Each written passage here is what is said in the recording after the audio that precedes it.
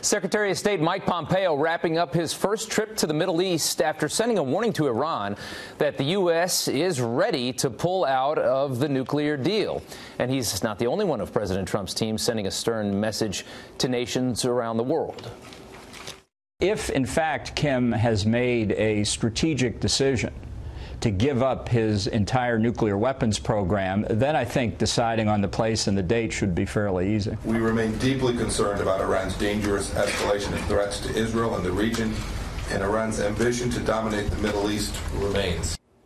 So is this the foreign policy that America needs right now? Here now to debate that is Media DC political analyst Ron Meyer and Democratic strategist Antoine Seawright. Guys, thanks so much for coming on this morning. Morning. Thank you. Ron, we're going to start with you. After 8 years of relative softness as far as foreign policy and a lot of predictability, I think, this is completely different. I mean, nobody knows what the president's going to do at any given time, and he doesn't seem to be shy about starting a fight. What do you say?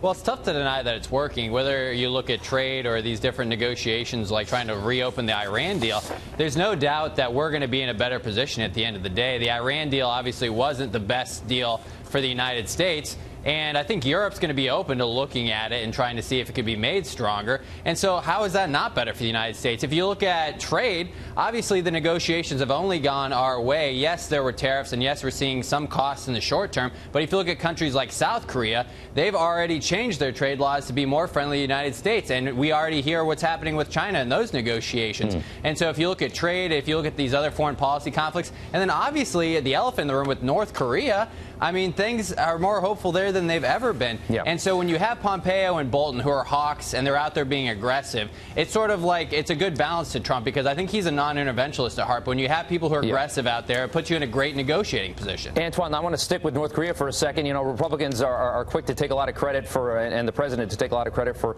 where we are in this negotiation. Democrats, though, say that we've been promised this before and had, you know, the rug pulled out from under us. But there has been some progress made. I mean, obviously, Kim Jong-un is at the table, and he walked across the DMZ last week. That was something.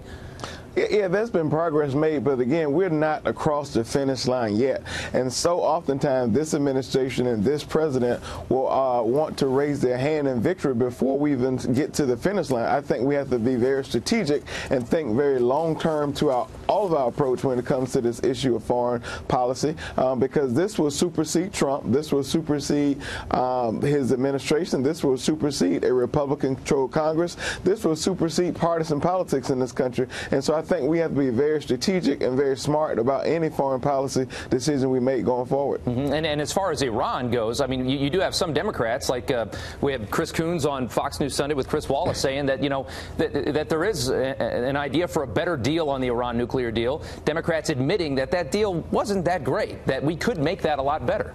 Yeah, of course we could have made it a lot better, but I think we have to get out of this notion that of the redo and undo policies for soundbite and for tweet purposes. I think we have to really think long term and be strategic about what we do. I mean, I don't think there's any doubt that adding some strings attached to the Iran deal, like saying, hey, we should have real inspectors instead of just Iran telling us that things are okay. I mean, I think getting things like that, like you said, Senator Coons is for that. If you look at North Korea, I mean, it's hard to hear Antoine say, well, it's like, well, we don't know if this is going to work out great or not. The country should be genuinely excited about this. We should be hopeful for peace. If we solve the Korean conflict, if this administration helps solve the Korean conflict, that will be a monumental and historic contribution. And it's something that I agree with Antoine. It should go beyond partisan lines. And we should be rooting for this, not rooting against it just because we don't like the president, right? Let me cut that off right there. Antoine, I want to go to you on a new subject here because we got to get it in.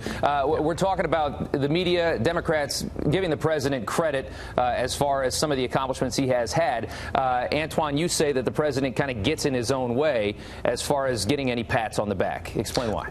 Well, he does, because as soon as it's time for him to get credit where he's partially due, he gets distracted by a tweet or some other matter, and so the attention gets away from where he's earned credit. And here's what I believe. I'm not one of those people who believe you should get credit for an assignment until it's complete. And although the Republican Party and the right-wing media wants to do that, I've never lived by that concept. Yeah. Ron, you know, the president's personality for a lot of people can be a lot to digest. But there have been some great strides made. I mean, I think a lot of people love the idea of taking back some of of our rights in some of these trade deals and actually making these deals fair. It's very refreshing after all these years of losing in some of these deals, right?